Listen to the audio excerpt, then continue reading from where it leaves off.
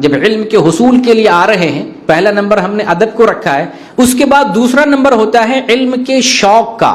علم اس وقت ہم حاصل کریں گے جب شوق اپنے اندر پائیں گے، اپنے اندر دلچسپی ہو، اپنے اندر علم کے حصول کا جذبہ ہو، تب علم حاصل کر پائیں گے۔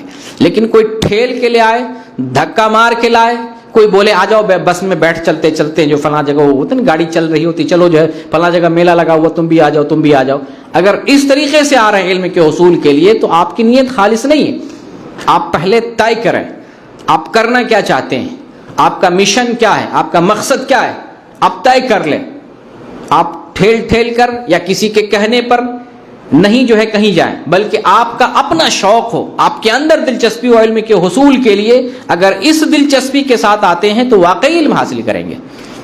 آپ کے اندر علمی شوق ہونا چاہیے، علم کا جذبہ ہونا چاہیے۔ دیکھیے بخاری شریف کی ایک حدیث سے ہم اندازہ لگاتے ہیں، صحیح بخاری کا ایک واقعہ ہے، حدیث ہے 101 نمبر کی۔ ابو سعید خدری رضی اللہ تعالیٰ عنہ بیان کرتے ہیں کہ عورتوں نے نبی کریم صلی اللہ علیہ وسلم سے عرض کیا کہ اللہ کے رسول، مرد حضرات علم کے حاصل کرنے میں عورتوں سے سبقت لے گئے، مرد حضرات تو آپ سے زیادہ علم حاصل کر رہے ہیں، ہم عورتیں پیچھے رہ گئے، آپ ایسا کریں کہ ہمیں بھی ٹائم دیں، ہمیں بھی علم سکھائیں، ہمیں بھی علم کا شوق ہے۔ تو رسول اللہ صلی اللہ علیہ وسلم نے وعدہ کر لیا، ایک دن متعین کر لیا کہ ٹھیک ہے ہم تم عورتوں کو بھی ایک دن ٹائم دیتے ہیں علم کے حصول کے لیے اور واعظ و نصیحت کے لیے۔ آپ صلی اللہ علیہ وسلم نے ایک دن متعین کر دیا اور اس متعین دن میں آتے ہیں اور عورتوں کو مخاطب ہو کر بیان کرتے ہیں اور انہیں واعظ و نصیحت کرتے ہیں۔ تو یہ عورتوں نے جو مطالبہ کیا ہے یہ کیا چیز ہے؟ یہ علم کا شوق ہے، یہ دلچسپی ہے۔ ہماری عورتوں کے اندر ایسا جذبہ مردوں میں نہیں ہے تو عورتوں میں کہاں سے ہوگا؟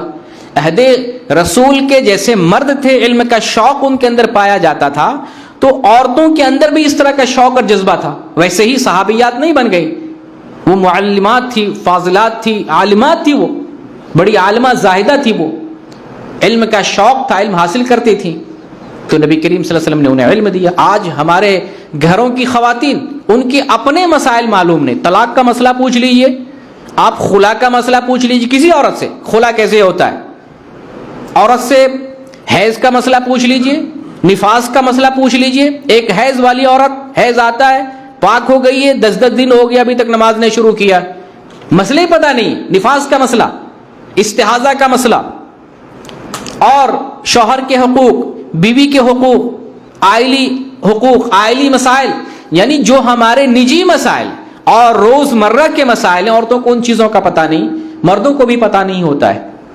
تو یہ کس وجہ سے؟ علم کا شوق نہیں، جو ہماری اپنی ضرورت ہے اس ضرورت کو محسوس نہیں کر پا رہے کہ یہ ہماری ضرورت ہے، ہمیں چاہیے، ہمیں حاصل کرنا، ہمیں پانا ہے، وہ شوق نہیں ہوتا ہے۔ تو یہ شوق اور شعور ہمارے پاس ہونا چاہیے، علم کے حصول کا شوق ہمارے پاس ہونا چاہیے۔ نبی کریم صلی اللہ علیہ وسلم کے پاس جو دور دراز سے بھی لوگ علم سیکھنے کے لیے آتے تھے، ایک وفد آیا نبی کریم صلی اللہ علیہ وسلم کے پاس علم کے حصول کے لیے، تقریباً 20 دن 20 رات علم حاصل کرتے رہے وہ لوگ۔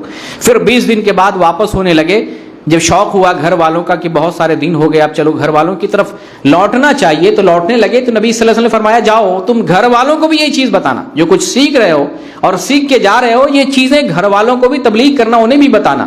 اور آپ نے ان میں ایک بات یہ بھی بتائی تھی، سلو کما رأیتمونی اصلی، یہ اسی حدیث کا ٹکڑا ہے، یہ جو بہت مشہور ہے سلو کما رأیتمونی اصلی، یہ انہی لوگوں سے متعلق جو ایک وفد کی شکل میں کچھ لوگ آئے ہوئے تھے۔ آپ نے فرمایا تم اسی طریقے سے نماز پڑھنا جس طریقے سے تم مجھے نماز پڑھتے ہوئے دیکھتے ہو۔